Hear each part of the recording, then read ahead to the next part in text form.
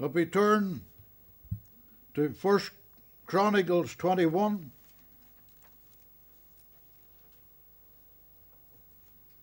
to see about this fire.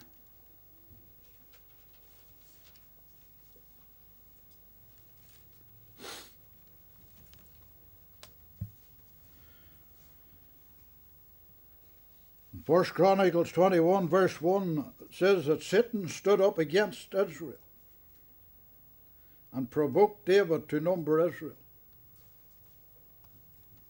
You may say, well, what was the great sin in numbering Israel? David was looking to the natural source. He wanted to know if he had enough soldiers to fight the battles. But notice, why did he do it? Because Satan provoked him. Never be provoked by Satan. Satan will withstand the child of God. But in the name of Jesus, Satan has got to flee. Never be provoked by Satan. The result, many men died, thousands of men died of Israel. And whenever God called his angel to put his sword back in its sheath, verse 26 tells us, and David built there an altar unto the Lord, and offered burnt offering and peace offering, and called upon the name of the Lord. And he answered him from heaven by fire upon the altar of burnt offering. Our God answers by fire. We're dealing with people in the old covenant, and God answered them by fire.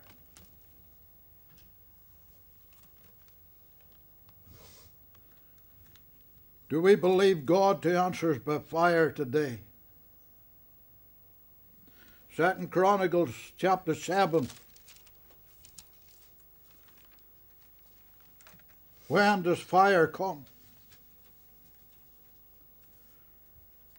Why does the devil provoke people of God to stay out of prayer meetings, to stay out of the place of prayer?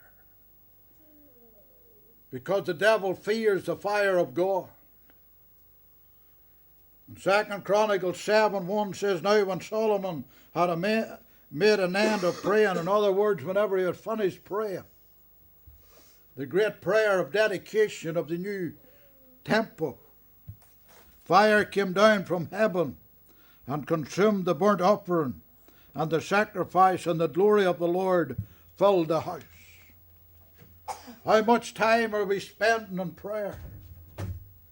Sometimes we get this attitude that to spend time in prayer is a religious attitude. That's only if it's a religious prayer that you're praying. But if you're praying and praising and worshiping God in spirit and in truth, because to really pray in the spirit, we got to be praising and worshiping in spirit and in truth. And when we are, fire will come down. And when that fire has come down in our spirits, we will not panic. As I said last week, we could take the attitude, Elijah heard the voice of God, go show yourself to Ahab and I will send rain. And Elijah went and he stood in front of Ahab the king. And he could have asked Ahab, do you see me? And Ahab would have said yes.